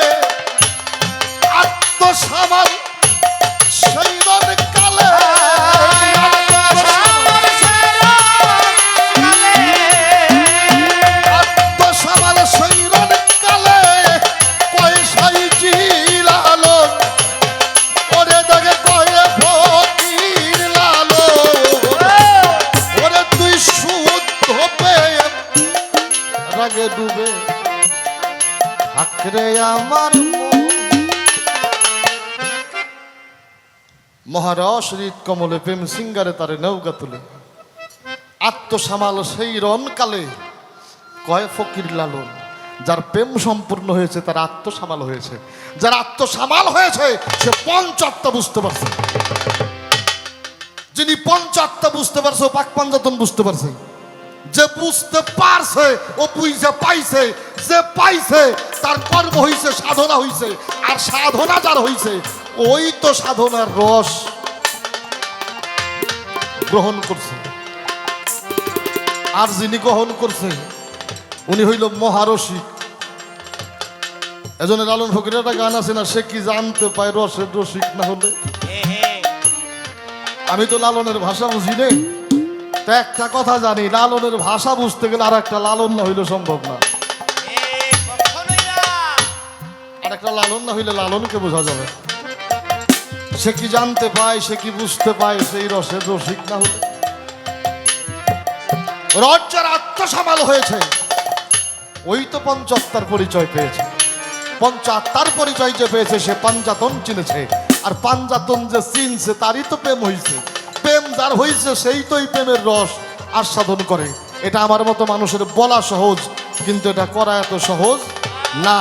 এটা করতে চাইলে যিনি আত্মসামালকারী এমন একজন মানুষ, আমার টিপু বাবা এরকম একজন মানুষ ছাড়া সম্ভব না। এই জায়গায় তো লালন ফকির আরো লিখছে, মানুষ ছাড়া খাওয়া পারে তুই মুলহারাবি, মানুষ ছাড়া খাওয়া পারে তুই মুলহারাবি, একজন মানুষ ভজিলেই সোনার মানুষ হবি, একজন মানুষ ভজিলেই সোনার মানুষ হবি।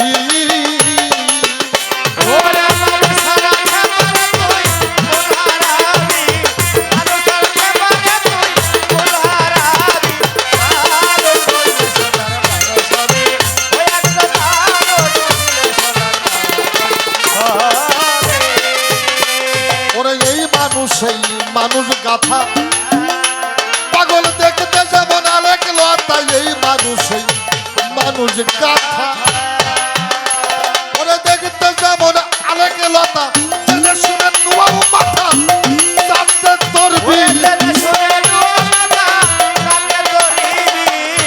শুনে নোয়াও মাথা চাপতে তোরবি, মানুষ ভজিলেই সোনার মানুষ হবি, একজন মানুষ ভজিলেই সোনার মানুষ হবি।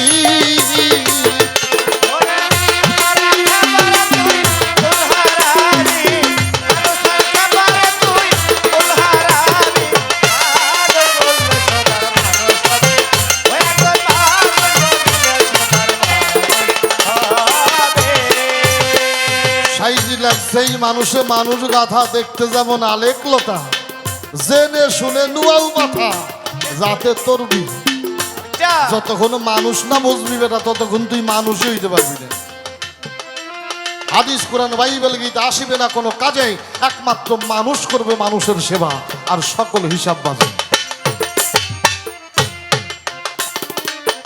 এই জন্যে বাবা সেই রসের মানুষ, সেই ভাবের মানুষ, সেই প্রেমের মানুষ যদি ভাগ্যে জোটে তাহলে সমস্ত প্রেমের যত প্রকার রস আছে সমস্ত রসের স্বাদ গ্রহণ করা সম্ভব।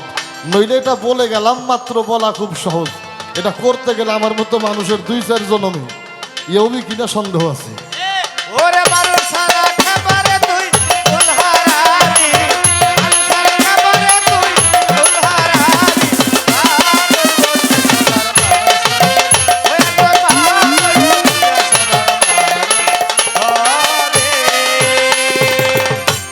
চেষ্টা করলাম মায়ের গান, মায়ের পোস্ট থেকে একটা গান করার জন্য। এইবার আমার এনি রাগবারে দয়াল তোমার পীড়িতের কারাগারে। আমি বাবা তোমার রাহুম কিনা হেরা জানি না, তুমি থাহা পারবে কিনা আমার একটু সন্দেহটাই জায়গায়। আমি রাখবো কিনা সেটা তো আমার ব্যাপার, তুমি থাকতে পারবা কিনা এটা আমার খুব একটা বুঝে পড়ে না। এটা আস্তে আস্তে বাজে। একটা দর্শন আপনাদেরকে বলি, আমাদের টাঙ্গাইল ডিস্ট্রিক্ট মির্জাপুর থানা সাওয়ালি মহেরা, ওখানে একটা মাজার আছে। এই মাজারের জেলে যে লোকটা ঘুমাই আছে ওনার নাম হলো নওশের চান পাগল, উনিও মজ্জু বাউলিয়া। উনি কিন্তু সারা জীবনে বিয়ে শাদী করেনি, আর এখনো তার মাজারের খাদেম হইতে গেলে তাকে চিরকুমার হতে হয়। কোনো গৃহধারী মানুষ তার খাদেম হতে পারবে না।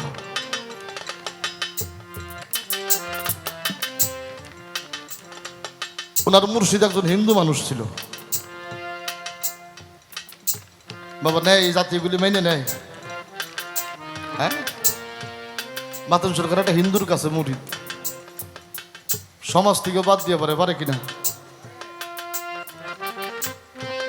কিন্তু আসলেই তো বিষয়টা হুমুল্লাহ জিনাজরাও জিকরুল্লাহ, যার জন্য আল্লাহ যারে নির্ধারণ করছে সে যখন সামনে আসে, আরে কত মোটা সোটা মানুষ, কত লম্বা চোরা মানুষ, কত সুন্দর চেহারার মানুষ, আমার কাউরে ভাল লাগে নাই, আমার টিপু সাহ বাবারে ভাল লাগছে। কেন লাগলো? এটা কি আমার ফায়সালা? না, এটা আমার ফায়সা না। হাদিস বলছে হুমুল্লাহ জিনা ইজরাউ জিকরুল্লাহ, যেই মানুষটারে দেখলে তুমি দুনিয়া ভুলে যাও, দুনিয়ার সব ভুলে যাও, আল্লাহরে মনে হয়, ওই মানুষটারে পাইতে ইচ্ছা করে। তুমি মনে মনে জানিয়ে রাখো, আল্লাহর তরফ থেকে ওই মানুষটাই তোমার জন্য অলিবা কামেল। এই জন্য যারে যার ধরে গেছে, একটা গান আছে না, যা তারে কি আর পাশরিতে পারে নয়নে লাগে যারে। তো বাবা, নওশের চাঁদ পাগলের জীবনের অনেক ত্যাগ আছে, তো তার শেষ একটা ত্যাগ আছে, এটা কি জানেন? এই নওশের চাঁদ পাগলের জন্য ওনার যিনি গুরুপাক মহিমচাঁদ পাগল, উনি কিন্তু ময়মনসিংহ কাঠগড়ায় দাঁড়িয়েছিল। মহিমচাঁদ পাগল, এই নওশের চাঁদ পাগলের বাবা কেস করছিল এই মহিমচাঁদ পাগলের নামে। এতভাবে জ্বালা যন্ত্রণা সহ্য করার পরে তো হঠাৎ করে এসে একদিন মহিমচাঁদ পাগল একটা বাঁশ, এই পাট খড়ি চিনেন আপনারা? পাট খড়ি এই দেশে কি কয়? শোলা। শোলা এটা দিয়ে এই নওশের চাঁদ পাগলরে মাপে, মহিমচাঁদ পাগল নওশের চাঁদ পাগলরে মাপে। আচ্ছা বাবা, পাট খড়ি দিয়ে মানুষ মাপে কখন? মানুষ মাপে হইল মারা যাবার পরে। আরে জিন্দা মানুষটারে খাড়া করে মাপতেছে, মাইপে নওশের পাগলরে কয় যে বাইতে যে আমার কথা কই, একটা কোদাল চাই নিয়ে গা। তো সে বলছে বাবা কোদাল দিতে বলছে, দিয়ে দিছে কোদালটাই না, উনি মহিমচাঁদ পাগলের হাতে দিছে। পাটখড়িটা জমিনের মধ্যে রাইখে দুই পাশে কোপ দিয়ে উনি কবরের মাপ দিয়ে কবর কাটতেছে। বেশ কিছু ভক্তবিন্দু তার সাথে জিজ্ঞেস করে, বাবা এই যে তুমি মাইপে কবরের লাহান কাটতেছ, এটা করো কি? কয় পাগল, এটা কবরই কাটি। বাবা কার জন্য কবর কাটো? কেউ তো মরে নাই, আমি তো মরা মানুষের কবর কাটি না। তাহলে কার কবর কাটো? কয় যে আমার কাছে থাকবি আমি তার এই মাটি দিব, যে আমার কাছে থাকবি আমি তার এই কবরে মাটি দিব। ভক্তরা জানে মহিমচাঁদ পাগল যা বলে তা করে। এক এক করে যে যার মতো সবাই পালাই গেল, একমাত্র নওশের চাঁদ পাগল বসে আছে। কবর কাটা হয়ে গেছে, পিছন দিকে তাকায় দেখে কেউ নাই। এই জন্যই বলছি মা, পারবা কিনা সন্দেহ আছে। কেউ নাই, মাত্র নওশের চাঁদ পাগল আছে। ডাক দিয়ে কয়, এই কবর দেখে সবাই ভয় পাইল, তুই ভয় পাইলি নে? তোর ভয় নাই? নওশের চাঁদ পাগল বলছিল, যেই দিন থেকে তোর হাতে আমি আমার সইপে দিছি, আমার জীবন মরণ কি আর আমার কাছে? আমি সপ্ত পাগল তোর চরণে অর্পণ করে দিছি, তোর যা ভালো হয় তুই করিস।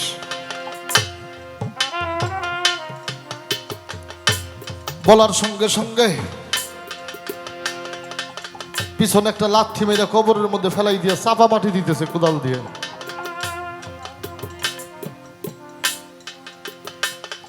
চাপা মাটি দিয়ে একটা জায়গা আছে আমাদের তক্তা চালার পাশে, এই জায়গাটার নাম হলো কামিলা চালা। এখানে মহিমচাঁদ পাগলের বাড়ি, মানে বাড়ির পাশের একটা জায়গা। ভক্তবৃন্দ আছে, উনি যায় ভক্ত বাড়ি ঘুরতেছে 3 দিন। 3 দিন পরে উনি পাগলের মতো চিৎকার করতেছে আর কইতেছে, আমার নওশের কি বাইসে আছে রে,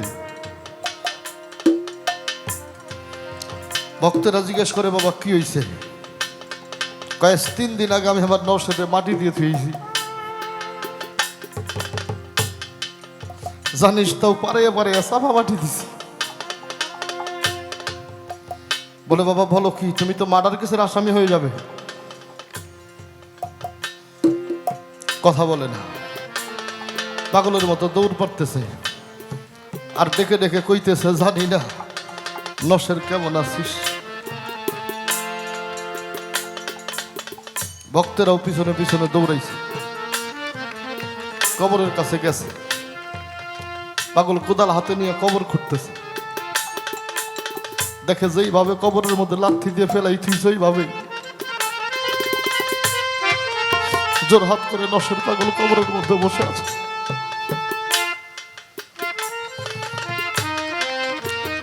ওইভাবেই কবরের মধ্যে বসে আছে, থাপা দিয়ে চুলের মধ্যে ধইরে টান দিয়ে উঠে বলছিল মরিস নাই।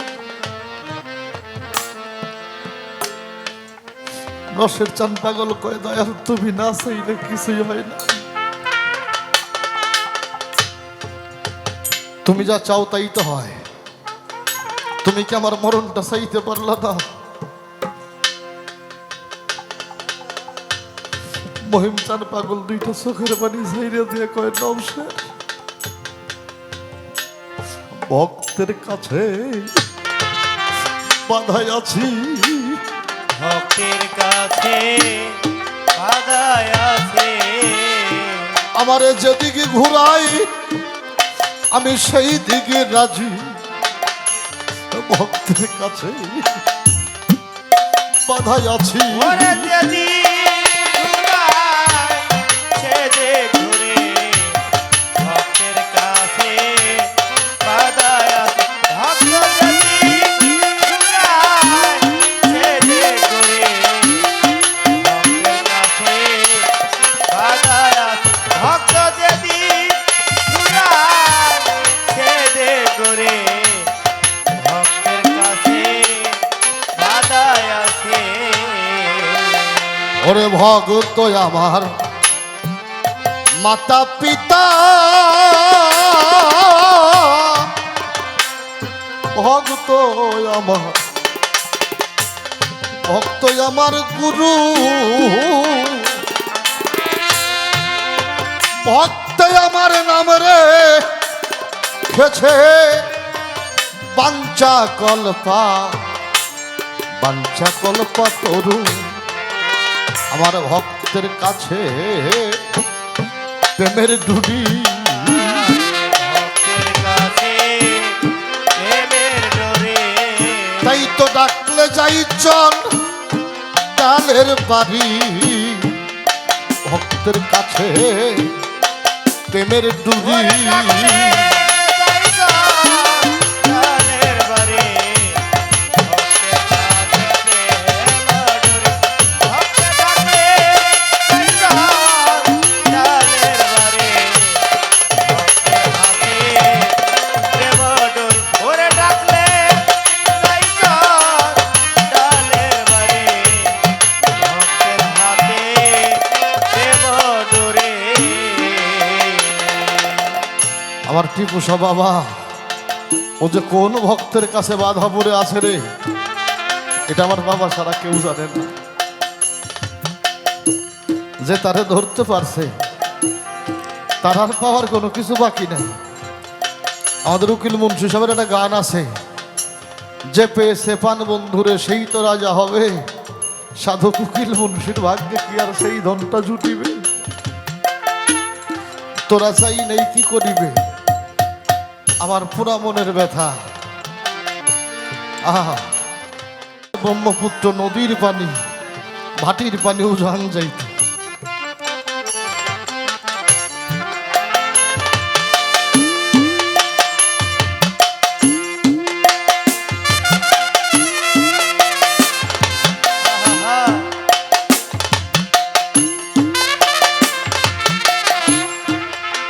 আর আমাদের কবিগুরু সুশীল সরকার লেখলেন, বন্ধু প্রেমের প্রেমী যারা চোখ দুইটা তার জলে ভরা, দুঃখ ছাড়া সুখ নাইকা সংসারে রে তার দুঃখ ছাড়া সুখ নাইকা সংসারে প্রেমিক কই তারে প্রেম কইরা দুঃখ সইতে যে জন পারে প্রেম কইরা দুঃখ সইতে যে জন পারে প্রেমিক কই তারে প্রেম কইরা দুঃখ সইতে যে জন পারে হায় হায় বন্ধুর প্রেমের প্রেমিক যারা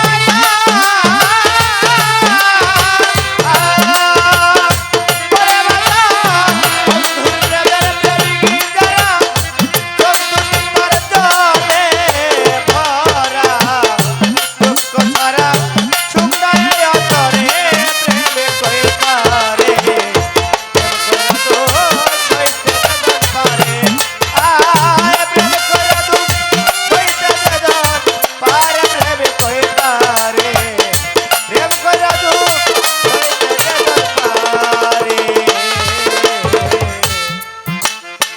মান্না দে স্যারের একটা গানের মধ্যে উনি লিখেছে কতটা চোখের জল ফেলেছ কাটার আঘাতে রাস্তায় কতটা রক্ত জড়িয়েছ বলো ভালোবাসবে হইলে গুরুর চরণের দাস যতই সে করুক সব।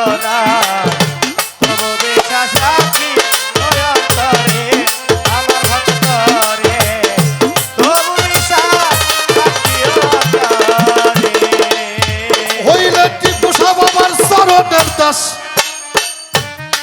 অবশ্যই করবেই সর্বনাশ রে তবু বিশ্বাস রাইখা দিস অন্তরে পাগল মনরে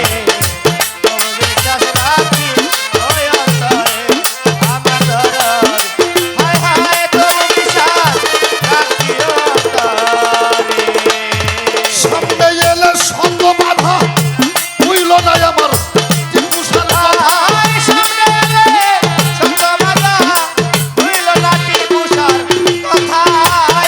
সামনে আসলে সঙ্গ বাধা হইল না দয়ালের কথা নামের সুধা খাইও হৃদয় ভরে রে পাগল তার নামের নেশায় থাকবা তুমি পরে প্রেমিক কইতারে প্রেম কইরা দুঃখ সইতে যেই জন পারে পাগল প্রেম করে দুঃখ সইতে যে জন পারে প্রেমিক কইতারে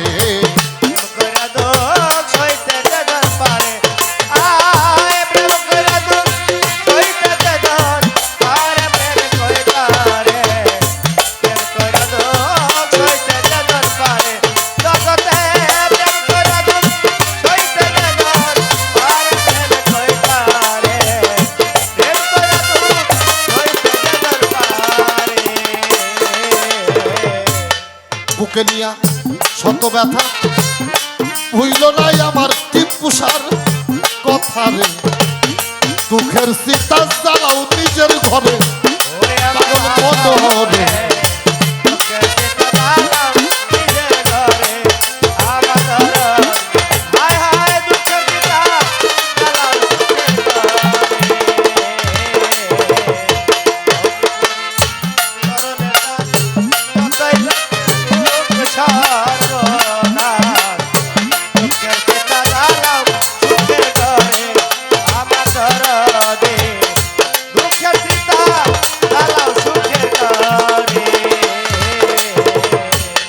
বুকে নিয়া শত ব্যথা হইল না দয়া আলের কথা রে ইচ্ছা কইরা আরো দুঃখের সীতা জ্বালাও নিজের ঘরে লোকের বন্ধ কানে শুনি তোমার যতই ঝরুক চোখের পানি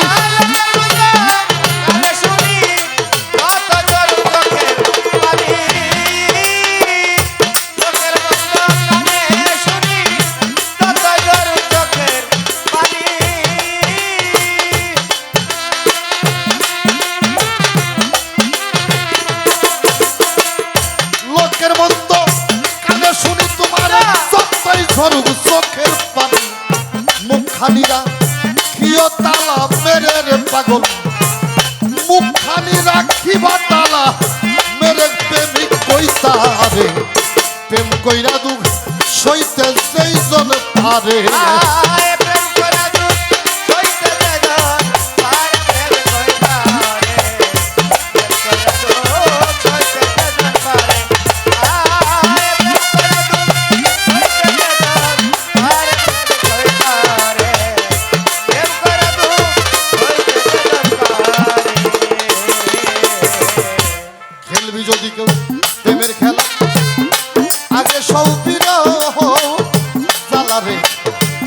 ভিক্ষার জোলা লৌকা কান্ধে করে প্রেম কইতারে।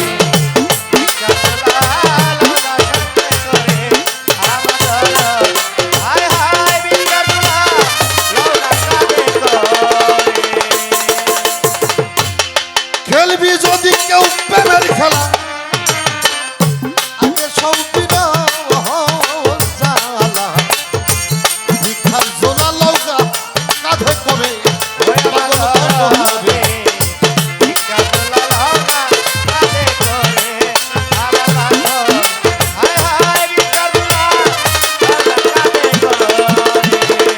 মান কুলমান সব হারাবি।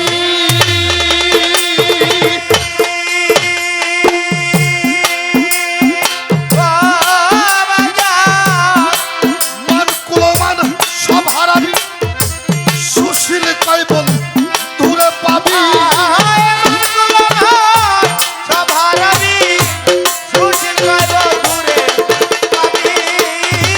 মান কুলমান যেদিন সব হারাবি সেই দিন আমার টিপু বাবা পাবি। প্রেমের মরা আগে লইবা মরে রে তুমি প্রেমের মরা আগে লৌকা করে প্রেমিক কইতা আরে প্রেম কইরা দুঃখ সইতে যেই জন পা